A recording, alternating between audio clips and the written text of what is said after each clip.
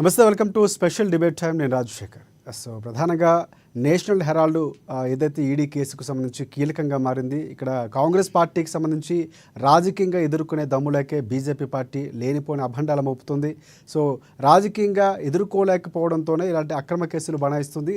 సంస్థలు ఏవైతే ఉన్నాయో సో దర్యాప్తు సంస్థలు వాడుకునే ప్రయత్నం బీజేపీ చేస్తుందని ఆరోపిస్తున్నటువంటి పరిస్థితి కనిపిస్తుంది. ఈ నేపథ్యంలోనే ఈరోజు ప్రధానంగా టీపీసీసీ ఈడీ వరకు ర్యాలీ చేసి తర్వాత నిరసన వ్యక్తం చేసినటువంటి పరిస్థితులు కూడా మనం చూసాం. అసలు ఎందుకంటే అసలు ఈడీకి సంబంధించి కీలకంగా మారినటువంటి కేసులో సో ఈడీ ఏదైతే రాహుల్ గాంధీ పైన అలాగే సోనియా గాంధీపై కేసు పెట్టారు, ఈ కేసుకు సంబంధించి ఎప్పుడైతే ఇండియన్ హెరాల్డ్కి అంటే నేషనల్ హెరాల్డ్కి సంబంధించి నెహ్రూ దాన్ని స్థాపించినటువంటి పరిస్థితి ఉంది. అంటే మా కంపెనీకి అంటే మా పేపర్కి మేము రుణాలు ఇచ్చుకుంటే తప్ప, అంటే ఇది ప్రధానంగా బీజేపీ కానీ ఇక్కడ సంస్థల్ని ప్రేరేపించట్లేదు, కేవలం ఈడీ తరపున తాను చేసుకుంటుంది. అక్కడ మనీ లాండరింగ్ ఏదైతే జరిగిందో దానికి సంబంధించి మాత్రమే కేసు పెట్టడం జరిగింది. అది 25న హీరింగ్ కూడా ఉండబోతున్నటువంటి పరిస్థితి కనిపిస్తుంది. అంటే అధికారికంగా లేకపోతే చట్టపరంగా ఎదుర్కోవాల్సిన అవసరం ఉందని బీజేపీ పార్టీ చెబుతుంది. సో ప్రధానంగా దీనికి సంబంధించి మరి డిబేట్ కంటిన్యూ చేద్దాం.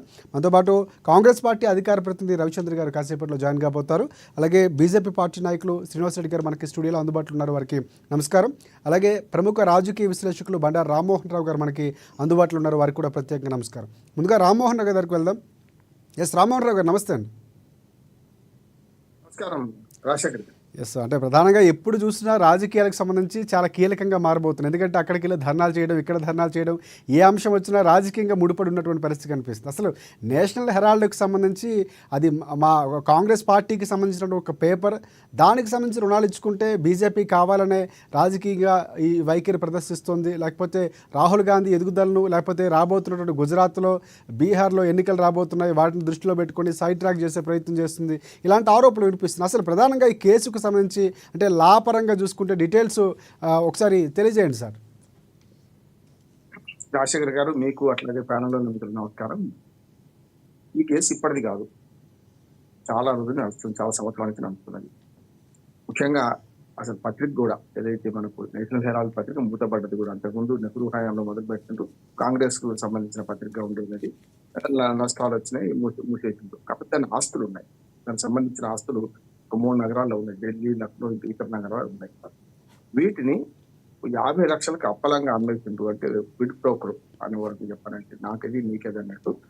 ప్రైవేట్ ఆస్తి కావచ్చు, కానీ ఒక నేషనల్ హెరాల్డ్ సంస్థ ఎంతో మంది స్వాతంత్ర సమరయోధులు కలిసి వాళ్ళందరూ షేర్ల వల్ల ఏర్పడ్డదండి నేషనల్ హెరాల్డ్ సంబంధించిన ట్రస్ట్. ఆ ట్రస్ట్ భూముల్ని అప్పలంగా 50 లక్షలకు అమ్మేశారు. దాన్ని 5,000 కోట్లు 10,000 కోట్లు అంటున్నారు. సరే, దాని వీళ్ళు మార్కెట్ విలువ ఎప్పుడెత్తుందో మనం చెప్పలేం, కానీ దాన్ని ఇట్లా అగ్వకు అమ్మేశారు. దానిలో ముఖ్యంగా 76% ఏ1 సోనియా గాంధీ, ఏ2 అయిన రాహుల్ గాంధీ, తర్వాత మోతీలాల్ వోరా, ఇంకో 2 కాంగ్రెస్ నాయకులు ఉన్నారు. వాళ్ళకి 26% ఉంటే 74% వరకు వీళ్ళే వాటాదారులుగా ఉన్నారు. కనుక యంగ్ ఇండియా అనే సంస్థకు అమ్మేస్తున్నారు. దానివల్ల నేషనల్ హెరాల్డ్ ఆస్తులను అప్పలంగా 50 లక్షలు కొట్టేశారు అని ఆరోపణ ప్రధానమైన. ఇవాళ కాదు, కాకపోతే ఏ1, ఏ2గా వీళ్ళిద్దరిని చేర్చిన మొన్న ఏప్రిల్ 9 నాడు చేర్చారు. ఇప్పుడు 25కు కేసు వాయిదా పడ్డది. అంటే వీళ్ళ ఛార్జ్ షీట్ ను అంగీకరిస్తుందా లేక తిరస్కరిస్తుందా అని కోర్టును బట్టి ఉంటుంది. మనకు ఈడీ కోర్టు ఉంది కదా, కోర్టు ఏం చేస్తో చూడాలి. ఈ లోపట్టే రాజకీయ వివాదంగా మారింది. అంటే ఎట్లాగూ ఏ1, ఏ2 వాళ్ళు పేరు పెట్టగానే కాంగ్రెస్ వాళ్ళు వ్యతిరేకించారు, సీన్ మారిపోయింది. బీజేపీ వాళ్ళు కూడా ఇవాళ దానికి రివర్స్ గా అన్నారు చేస్తారు. ఇప్పుడు కూడా ఏమంటారంటే వ్యవస్థలో తమ పని తాను చేసుకోపోనివ్వాలి. ఇప్పుడు ఇది తప్పే అది తప్ప.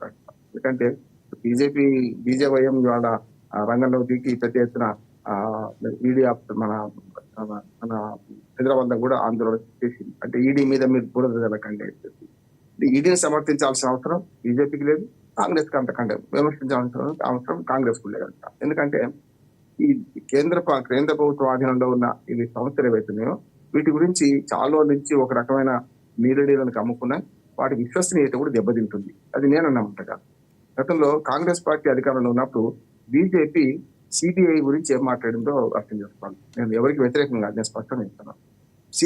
సిబిఐని కాంగ్రెస్ బ్యూరో ఆఫ్ ఇన్వెస్టిగేషన్ అని గతంలోనే ఇదే బీజేపీ ప్రతిపక్షం ఉన్నప్పుడు Congress party UPA1, UPA2 government లో అంటారు.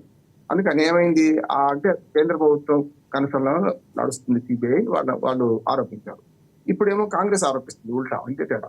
కనుక ప్రభుత్వంలో కేంద్ర ప్రభుత్వంలో ఎవరున్నా కూడా అది సిబిఐ కావచ్చు, ఈడీ కావచ్చు, ఇతరత్ర ఆదాయ పన్ను శాఖలు కావచ్చు, ఇవన్నీ కూడా స్వతంత్రంగా వ్యవహరించాల్సిన పార్టీ. ముఖ్యంగా ఈడీను ఏదైతే మన సిబిఐ ఉందో పూర్తిగా కేంద్ర ప్రభుత్వ నేర మన దర్యాప్తు సంస్థలు ఇవి మరింత నిష్పక్షపాతంగా మరింత పారదర్శకంగా పనిచేయాలి.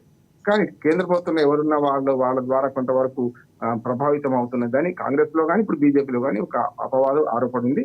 దానికి తగ్గట్టుగానే కొన్ని కేసులు తీసుకొస్తున్నాయని మాట అనిపిస్తుంది. ఇది ఎందుకంటే నేను నిష్పక్షపాతంగా మనం మాట్లాడుకోవాలంటే గతంలో మనకు తెలుగుదేశం పార్టీలో ఉన్న సీఎం రమేష్ గాని, సుజనా చౌదరి గాని వాళ్ళ మీద కేసులు ఉన్నాయి. ఆ కేసుల దర్యాప్తులో మరి వాళ్ళు బీజేపీలో జరగానే మరి ఎందుకు కామ్ అయిపోయింది? నేను అది కూడా చెప్పాను. యాజ్ అడ్వకేట్ గా అది కొంత ప్రాసెస్ నడుస్తుంది, కానీ వేగవంతం చేయడం నడపడం ఇది కొంచెం వీళ్ళ చేతిలో ఉన్నదా, కేంద్ర ప్రభుత్వం ఎవరుంటే వాళ్ళు దాన్ని వాడుతున్నారా అనే మాట దీని సందర్భంగా వస్తుంది. అంతేందుకు ఇప్పుడు సాయిరెడ్డి మనకు ఆంధ్రప్రదేశ్ లో సాయిరెడ్డి గారు కూడా మనకు విజయసాయి రెడ్డి గారు కూడా రాజీనామా చేశారు. ఏది రాజ్యసభ సభ్యులు. రేపు పొద్దున మళ్ళీ బీజేపీ ఎంపీ అవుతారు అంటున్నారు. ఎంతవరకు నిజమని తెలుస్తుంది. కనుక ఆయన మీద కూడా కేసులు ఉన్నాయి. నిన్న మొన్న ఇవాళ హాజరవుతాను ఈడీ ముందట ఇది మన లిక్కర్ కుంభకోణాల్లో. అంటే ఇవన్నీ చూస్తే అర్థమవుతుంది ఏంటంటే కొంతవరకు కేంద్ర ప్రభుత్వంలో ఏ పార్టీ ఉంటే ఆ పార్టీ ఈ ఈడీని కానీ మన సిబిఐని కానీ మెల్లగా వెనక నుంచి ఆడిస్తుందా అనే అనుమానం అన్ని పార్టీలో ఉన్నది.